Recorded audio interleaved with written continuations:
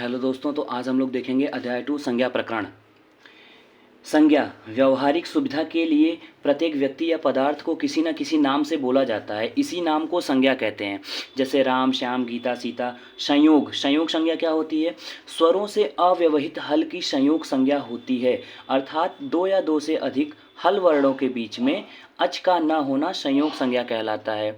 मतलब दो हल वर्ण हो, उनके बीच में अच ना हो, मतलब दो व्यंजन वर्ण हो, उनके बीच में स्वर ना हो, तो उसे संयोग संज्ञा कहते हैं। वो संयोग संज्ञक वर्ड होते हैं। जैसे दुग्ध, दुग्ध में जो आधा ग और ध है, इनके बीच में जब ये जुड़ते हैं तो इनके बीच में कोई स्वर नहीं आता, इसलिए वहाँ पे ग और ध की क्या है? संयोग संज्ञा है। आइए देखते हैं संहिता संज्ञा क्या होती है। तो संहिता संज्ञा क्या होती है? वर्णों के अत्यंत समीपता अर्थात व्यवधान रहित समीपता को संहिता संज्ञा कहते हैं। संहिता संज्ञा कहते हैं तो वर्णों के अत्यंत समीपता अर्थात व्यवधान रहित समीपता को संहिता कहते हैं। जैसे वाक्धन ईश, वागीश, इसमें क और ई, क और बड़ी ईच में संहिता अत्यंत समीपता के कारण संधि करने से वागीश पद मिला है, अतः यहाँ पे ये संहिता संज्ञा का उदाहरण है।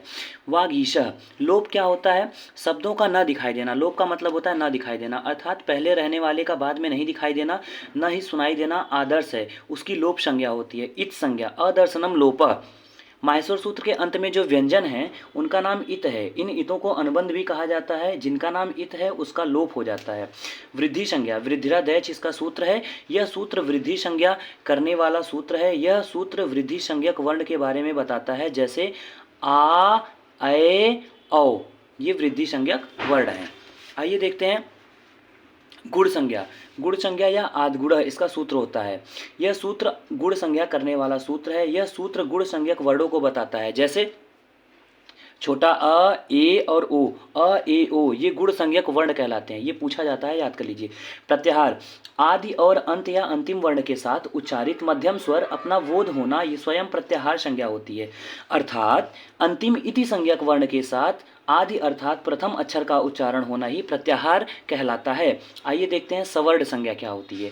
तालु आदि उच्चारण स्थान और आभ्यंतर प्रयत्न, जिस वर्ण से तुलना की जाए अर्थात बराबर देखा जाए, वहाँ पर सवर्ण संज्ञा होती है। कैसे? जैसे क और ख दोनों वर्णों का उच्चारण स्थान कंठ है, अतः इसे ही सवर्ण संज्ञा कहते हैं। धातु संज्ञा, आइए देखते हैं धातु संज्ञा क्या होती है।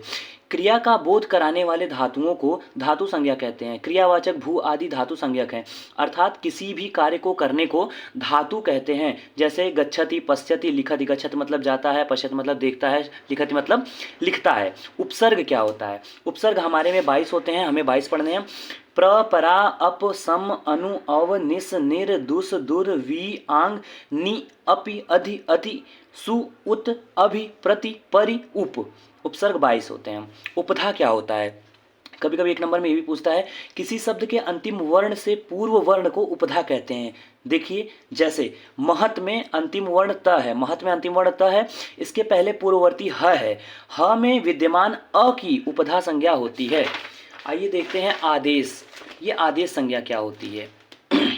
किसी वर्ण को हटाकर जब कोई दूसरा वर्ण उसके स्थान पर शत्रु के समान आकर बैठता है तो वह आदेश कहलाता है। जैसे यदि धन अपि, यद्यपि, यहाँ पे यदि धन अपि में यद्यपि, जब ये द्य आया है दी और अ की जगह पे, तो यहाँ पे इसकी क्या होगी? आदेश संज्ञा होगी। प्रगृहा संज्ञा क्या होती है? यह सूत्र प्रगृहा करने वाला सूत्र है।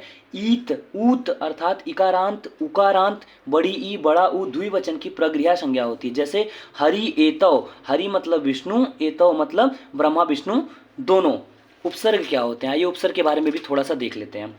ये 3rd चैप्टर है। उपसर्ग 22 होते हैं। यह सभी 22 उपसर्ग जिस समय क्रिया के साथ जुड़ने पर शब्द और अर्थ दोनों में परिवर्तन करा देता है उसे उपसर्ग कहा जाता है। यह उपसर्ग धातुओं में मुख्य रूप से 3 प्रकार के परिवर्तन करते हैं। पहला क्या करते हैं? धातुओं के मूल अर्थ को बाधित करते हैं। जैसे विकारः, निर्विकारः, यहाँ पे नि उपसर्ग जुड़ गया तो इसका अर्थ उलट गया। विकारः, निर्विकारः। शेषः, निशेषः। उपसर्ग के जुड़ने से क्रिया में कोई विशेष परिवर्तन नहीं होता है। जैसे उवाच, प्रोवाच दोनों का मतलब बोलना होता है। दाह, विदाह दोनों का मतलब जलन होता है। तीसरा, कई बार उपसर्ग क्रिया में वैशिष्ट्य उत्पन्न कर देते हैं, अर्थात स्पेशलिटी। जैसे नमति, प्रणमति, प्रत्येक दिनम, प्रतिदिनम, ऐसे करके उपसर्ग हैं। Thank you.